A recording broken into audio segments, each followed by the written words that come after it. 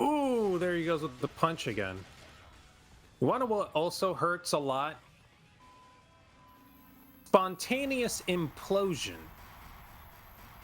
Oh my god.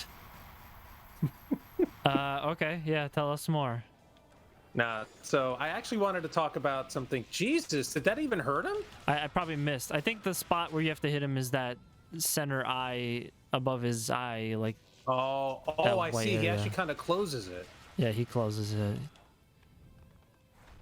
So I actually wanted to, as a topic for this video, talk about another recent event that I found very frustrating. For those who are a fan of the movie Titanic, you might get a new film at some point because a submersible company created by a bunch of moron millionaires decided to cut a crap ton of corners and create a submersible that was about as strong as a tin can. So that's kind of frustrating. I'm sorry, I didn't really pay much attention to all this when it was going on. So that's basically what happened. So here, I mean, it's going to be a little bit of a long discussion, but as a guy who actually used to work at a museum that had a submarine, and I worked inside the submarine and spoke to submariners, and they would tell me all the stresses and stuff that a submarine would go through. To hear that a submersible that's supposed to go down to close to the bottom of the ocean to get a close-up view of the Titanic was made out of carbon fiber. Hey, that's what my Honda Civic spoiler is made out of.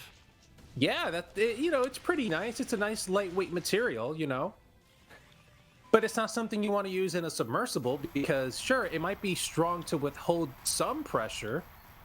It can only do it for so long, and to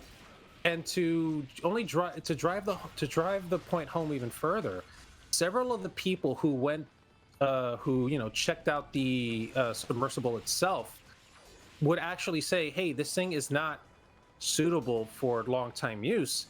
This thing is not going to last." Those people were fired from the company. And to make matters worse, they did not go through any sort of certification or checking of the materials. They literally went down once with it. It did okay, and then they're like, "All right, we're done. No further checks are needed."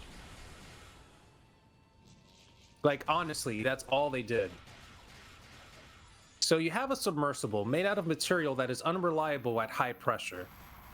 And to top it all off, they used a game controller. But we're talking about millionaires, right? You'd think it was some sort of really intricate game controller that gave you all the options you needed, right? No. They used a 2011 version of a controller that existed since 2005, mind you. A Bluetooth Logitech controller. Now, Logitech is not a bad company by all means. It's not a bad company. The controller, however, I haven't seen any serious gamer touch that controller since maybe 2008. No one uses that controller on PC. No one uses that controller anywhere. You want to know why? It's just not that good. It doesn't have the same ergonomic feel that a lot of the other pro controllers, or hell, even Retro Fighters has better feeling controllers. They should have went to Retro Fighters. They probably should. I probably would have been like, yeah, okay, I can see that. But no. So you have these billionaire assholes spending all this money to create a freaking submersible that cannot pass any certifications whatsoever. Engineers told them that thing was going to fail. They disregarded them and fired the ones that were working for them. Then said, we're not going to do any tests and go through any certifications with any other company because it's going to hold us back. And safety regulations are holding us back when it comes to innovation. That's something they said on their blog post, by the way. That's something they said on their blog. Mm-hmm. So you have all that, and then they have the gall to be like, all right, so we're going to cheap out on the controller as well. We're going to pay $30 for a controller that runs on you know, double A batteries. Yeah. Quite frustrating, huh? Yep. Actually, So for any, no, go ahead. Sorry. I was gonna say it sounds similar to another story, which I'll bring up later. But yeah, it sounds like you had more to say. No, I was gonna say. So for anyone who feels, sorry for the people who died, like I understand your feelings and stuff like that. But if they had done a little bit of research, they would have been. If they had done their research and still went on that submersible, like it's kind of also their fault. Like these people were these millionaire idiots. Literally, even to operate the thing, they had to leave the U.S. They had to be in international waters to operate their business because the U.S. government would have never let them do that, which is funny. So it's kind of their fault, and the company itself should be absolutely sued because holy crap, that was not an accident. That was going to happen. They'll definitely get sued because the liability on someone dying it's like why plane insurance is crazy. You're not gonna start a company and cause someone their life, and whether it was their mistake or not for researching or whatever, but they're definitely gonna be sued. It's definitely gonna be bad for them. They're definitely not gonna be a company anymore. That's for sure. Actually, I heard that they're actually resuming business and they're going to send out another one of their submersibles. I stand corrected, but yeah, I mean, at least as far as insurance goes, there's no way that should be allowable because they must be in so much debt, after that happened that, yeah. But then again, I mean, like you said, they were cutting corners, so maybe they saved so much money that they can afford a lawsuit or 7.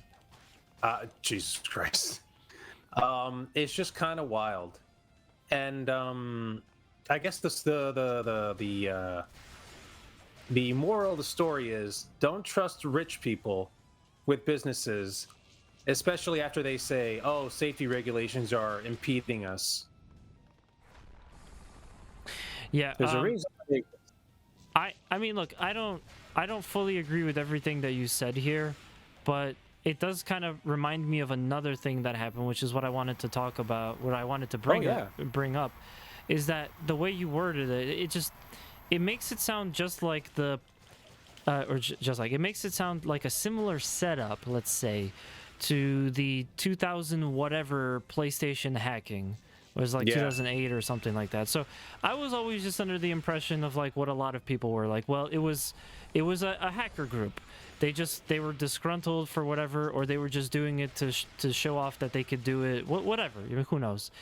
And basically one of the biggest hacks of our time. It absolutely made Sony look like it for a little while. It felt like Sony was just gonna disappear or something because they fucking fucked up so bad. How could you ever trust a company like that again? But well, here we are. When I took a computer science class, my professor was telling me about this, and he said, well, actually, there was one thing that kind of contributed to it that's not really talked about that much, but apparently before the hackings happened, Sony laid off like a whole division of their security. Like, oh just my God. Complete miscalculation on their part, and then a month later PlayStation Network was absolutely just gone, Yep. So it sounds like a complete similar setup. People probably were telling them like, your system is not secure, like anyone can hack this, like whatever. They're probably getting the works in terms of advice and what they should do. And instead of listening to that, they instead decided to just do it their own way. And yeah, we know how that story played out for them and us. Yeah, again, ignorant rich people throwing around their weight, cutting corners when where they really shouldn't be. All right, well, we're gonna take a pause on that boss fight because I was not doing well. We're gonna try to squeeze out a couple of ranks here and see if we can come in a little bit stronger. At least I'd feel more confident now that I know what to do with a little bit more power, a little bit more defense. I could probably beat the boss. Even in just like one level, I would feel better. But this will take a little bit, so Zero, feel free to carry on and enlighten us more on what's going on with the world today. Give us the Zero news section. Segment. So the worst thing about my brain is that whenever I'm put on the spot to do anything, even though like I'm fully open to it, my brain shuts down, and it's just like, oh, all this stuff like you would normally talk about is just, it's now locked behind a key and padlock and chains and shit, and now you gotta tear it all down to get to the juicy bits of information you wanted to mention. And I'm like, brain, why do you do that to me? And my brain's like, because fuck you, that's why. So now I gotta somehow stall for this stuff. Actually, here we go, a nice little juicy bit of information. Movies. Mash, do you like movies? Not really. Yeah, no, I like movies. I think movies are okay. Why? What's up? So, did you happen to watch the Mortal Kombat movie from last year? I did not. I do suggest watching it because it's quite good. It's not amazing. It's good though. They did a pretty decent story. The special effects look great. The visual effects look great. The acting, one of the actors is a little extra, but other than that, the movie itself was entertaining and fun. Especially when you see Scorpion and Sub-Zero fight. Oh God, yes. Mm-hmm. Jesus Christ. So the movie did great. People enjoyed the movie. People were talking about it. And everybody had a lot of... Oh, wait, it wasn't last year. It was the year before. It was 2021. A lot of people had criticisms over the movie. So, of course, because these criticisms are, are being launched at the development team for the movie, apparently they announced that they had started filming, and they took a lot of the feedback into consideration as they started filming. And supposedly as they wrote and as they started filming, they took a lot of the criticism into consideration. Mm-hmm. So I'm hoping, as a fan of Mortal Kombat and the movie, that the sequel is going to only gonna further improve. Because one of the main things that I had a problem with was that new character that they decided to add. Instead of like using Johnny Cage or whatever, they decided to just make a brand new guy, and he was just... I still don't understand his power. I still don't understand it. Is it armor? I still don't fully get it. But yeah, supposedly it's going to be good, and they're going to be changing some stuff. I'm curious who they're going to use for Johnny Cage. Sonya Blade's character was very nice. Jesus God, it was just a fun movie. Raiden was good too. Raiden was a good character. I wish that I saw the movie so I could talk more about it, but you want to know two movies I do want to get sequels to, and yes, tell me. Kind of like mod. Yeah, I would like a sequel to the Ghost in the Shell movie. I know I know a lot of people didn't like it. That's probably why we'll never get a sequel to it, but I enjoyed it. And I actually, more so than some of the performances or other aspects of it, I really just liked Ghost in the Shell as a live action movie, which, like, looking back at it, I think it was an experiment, and I think it paid off. I think it was definitely worth it trying that. And I'm not someone that says that. I hear, oh, they're making a One Piece live action. They're making the Rurouni Kenshin live whatever, I'm just like, no. I always just go, no. But in this case, I legitimately enjoyed the Ghost in the Shell movie. I'm not saying it's perfect. I certainly wish that they did a little bit different with the main character, which of course is a huge flaw for a movie. Mm-hmm. Since you see the main character pretty much the whole movie most of the time. But overall I enjoyed it. I look back fondly on that movie, and I would love there to be a sequel.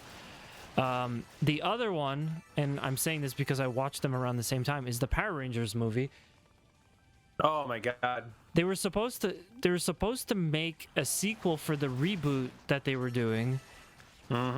But things kind of just went astray on that, and they never got around. I think it was something about like a company being, acquired or whatever that messed all of it up. But yeah, they were setting up for a sequel. So Hasbro acquired the rights to Power Rangers around shortly after the movie coming out. Saban was trying to sell it off because it's making money again. Yeah. They kind of brought it back. It was 2017, right, when that movie came out. It was around 2017, right? Oh, I don't even I think know. it was 2017, 2018, Probably. the reboot movie. So around that time, Power Rangers, or I think everything Saban actually, was bought up by Hasbro. Now the problem with Hasbro is they have their own way of doing things. And as a matter of fact, Hasbro I think also owns Wizards of the Coast, which produces Magic the Gathering. Yeah. And I don't know if you heard, but lately there's been some drama with like Magic the Gathering and Hasbro. Okay.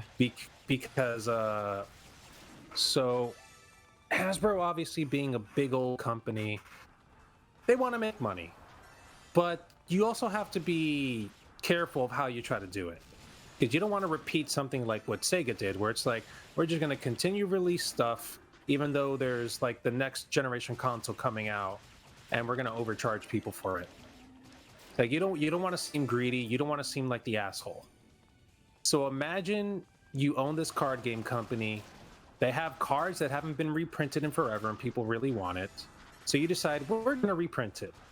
We're going to put them in random packs, and you're going to get like 10 of these packs in like a box set, already sounding fine. But we're going to charge like 1,000, like close to 1,000 or like 500 or something like that for the box, for the chance to get these reprints. And not only that, the back of the card is not going to be the standard card backing, so you couldn't really use it in a normal game anyway. Because of the back? Yeah. I see. So imagine doing that and being, a Magic the Gathering fan. There's a crap ton of them. I've played the game myself. It's not bad. It has some flaws, but yeah. Imagine being a fan, having the chance to get these cards, and then being told, you got to pay you got to use up a paycheck, basically. Like that's messed up. And it ended up being that there was a lot of shady business practices at Hasbro, and a lot of the people who had a stake in the company, buying stocks and whatnot, were very upset. So the fact that the sequel to the Power Rangers reboot never materialized, it's likely because of similar shady business practices, because they could have easily been like, yeah, let's get the writing team and you guys go ahead and do your thing, like we'll foot the bill, it made money. But it was likely something different. It was something in the background that caused the whole situation to not continue. I got you, yeah.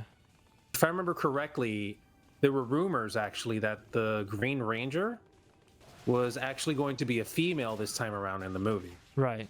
And I was all for it. But we never got to see it, which is unfortunate. Yeah. I mean, I also say about the Power Rangers movie is that it wasn't perfect, but it was kind of exciting because it was like a reboot that to me connects, because it's about something I care about. And for me, I guess it's more of a personal thing, because personally I haven't paid attention to Power Rangers before that, probably for like seriously, probably since I was a little kid.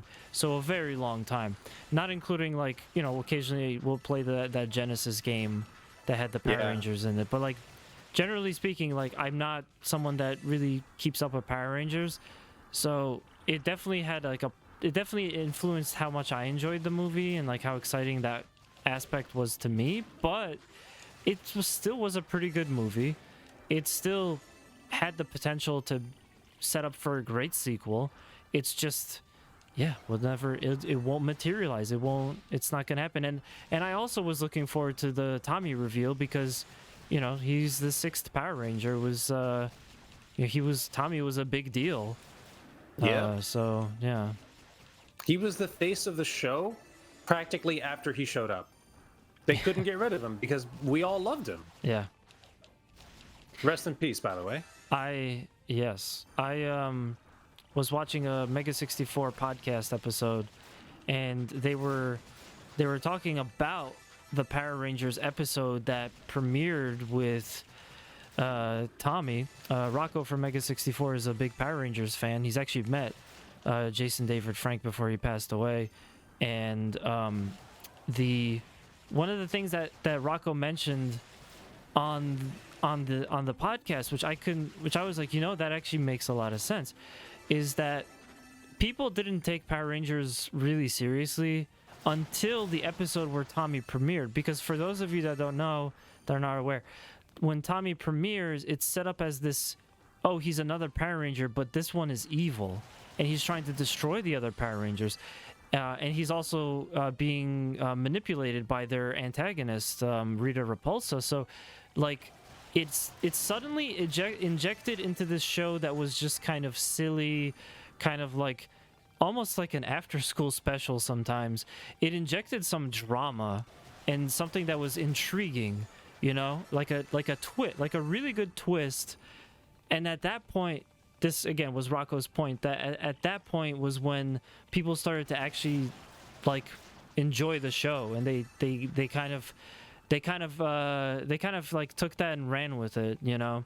Like you said, Tommy became such an important part, and yeah, like I mean I think back to that anecdote, I think back to that argument, and almost wonder if maybe Tommy saved the Power Rangers, because I'm sure they still would have been fine without him, but I think the show just wouldn't have gone in an interesting direction unless you really kicked it into high gear with a storyline like that, you know? Like, ooh, there's another Power Ranger, but this one is like against you, you know? Oh, I hear you. Oh my god, I started hiccuping. That sucked. Anyway, I hear what you're saying, Mash, and that whole conversation on Mega 64 must have been very interesting, because I assume that those guys are a little older than us, so they probably have way more memories about Power Rangers than you and I do. Oh, they're like dinosaurs compared to... Oh, they're old as fuck.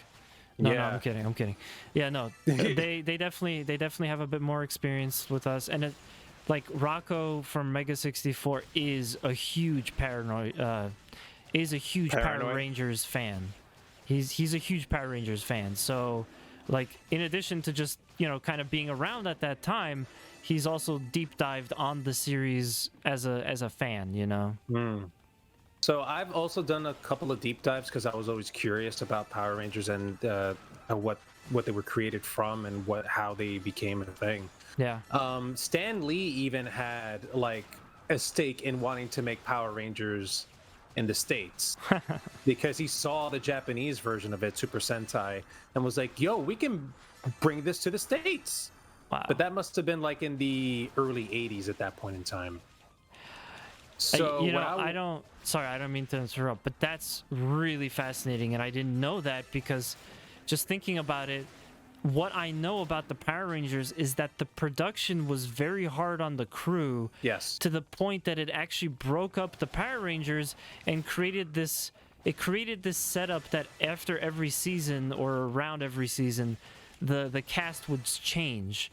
But I wonder if Stan Lee had done a Power Rangers and he had brought it to the States, would his production house be able to kind of, you know, give the employees like a proper fair, you know, like working wage and living, good work-life balance and stuff like that?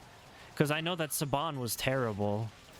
Yeah, so let me see if I can answer all that stuff real quick.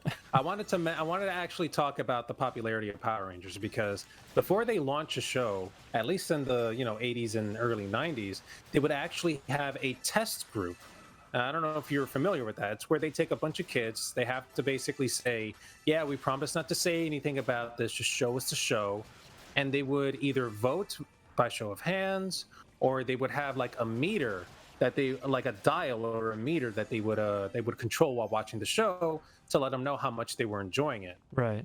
They showed the pilot episode for Power Rangers, which, by the way, go watch it. It's on YouTube. It's quite cool. Because even Trini was a completely different actress at the time of the pilot. And they showed the pilot. They asked the kids, let us know how much you like it from a number 1 through 10 using these dials. The show started a minute or two in. They kept it on 10, and they did not move it whatsoever. That's when they knew they had something good. So they went into full production, made a couple of changes, and then we get the cast and crew that we all remember from the early 90s. Yeah, Austin St. John, Jason David Frank. Well, David he wasn't Yost. in there just yet. He was added later on. Yeah, not the original one. He was added eventually, but he was part of season 1. David Yost. Who was Kimberly's actress? I'm forgetting. Amy Jo Johnson. Amy Jo Johnson, yeah. Yeah. Twee Trang was Trini. Something Jones. It was the Black Ranger. I'm forgetting his first name. Walter Jones? Walter Jones, I think. I'm probably butchering the last name because I don't remember off the top of my head. But yeah, they were chosen. They were all great actors and actresses. Rest in peace, Twee Trang. And the thing is, early on the first season of Power Rangers, you have to understand it was still popular. It was still very popular to the point where the LA highway was completely jammed because kids wanted to go see the Power Rangers live, doing Q&As and just talking about the show and its production and stuff. You can watch news videos about them because they're on YouTube and stuff. That's where I found it. And there's also some deep dives on YouTube too, where they go into the the beginnings of Power Rangers and how crazy it was. And the LA highways were just jam-packed. There was no movement for hours because kids were trying to go see it and their parents were driving them there. It was insane. The toys were flying off the shelves. Toy stores could not keep stock. It was insane.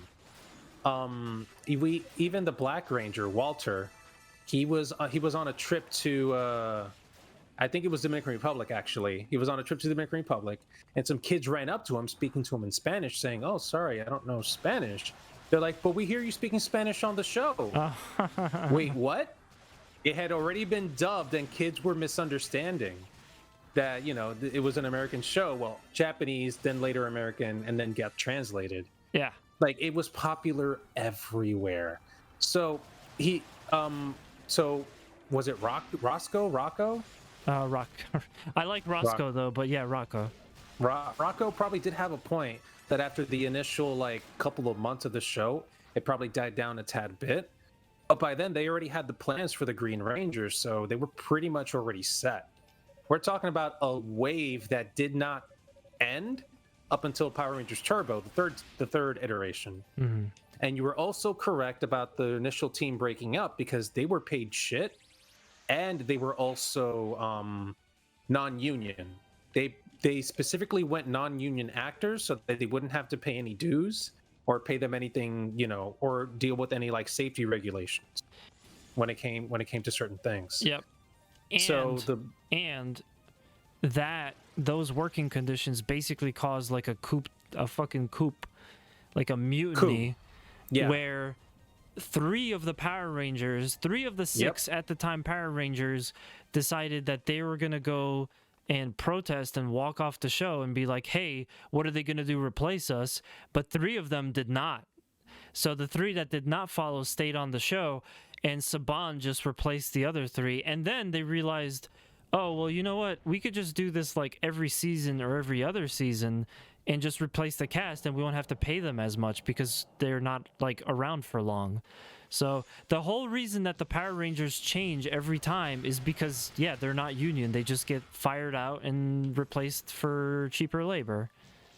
The thing is, that's also a thing they did in Japan. Not that they mistreated their actors or actresses or anything, not necessarily. But in Japan, Super Sentai, every year it was a new cast, new set of suits, new toys to buy.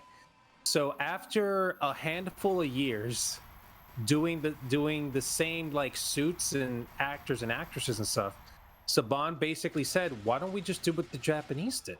I see. By the time they got to Turbo, a lot of the original actors and actresses were pretty much gone at that point. So they said, let's just do a refresh. Let's just do a complete refresh. New actors and actresses. We'll try to play it off that, you know, they're giving up, that the originals are giving up their powers and whatnot. David Yost got it the worst, too, because he had to walk off of Zeo because he was getting a lot of anti-gay rhetoric yelled at him on set. So that was really messed up. That's fucked up, yeah. But yeah, that's pretty much all I had to say about it because, again, I did those deep dives. It was fascinating, and I recommend you do the same. Yeah, I did a little bit of deep diving on Power Rangers as well. I didn't mean to like start again, but I wanted to kind of see the difference that the level up made. And since you were going to be talking about Power Rangers anyway, I kind of just went into it. But yeah, I'm a little bit better off. I'm doing a little bit more damage. We don't really have the time to kind of keep the episode going, so since I already saved, I'm fine to just like quit. But yeah, we want to thank you guys for watching. We will get this guy next time, we promise. Get him. Just yeah, we'll make him eat dirt. He's going down. He's not gonna embarrass me 3 episodes in a row. I guess we're hitting the point in the playthrough where we're getting some bosses that are gonna be way more obnoxious, and it might take a few episodes to get through them. Indeed. Yeah, but oh my god, that old school difficulty. Yeah. Well, thank you guys so much for watching. We hope you enjoyed it. If you have any Power Rangers memories, feel free to let us know in the comments. I don't know. I was the Red Ranger for Halloween one year. I don't know whatever. So. Oh, I was always Blue Ranger. I as a kid though, I never fit inside of like the regular costumes for Power Rangers, so I never got to dress up. But yeah, let us know your favorite Power Rangers memories. Yeah. Or any other tidbits that you guys want to let us know.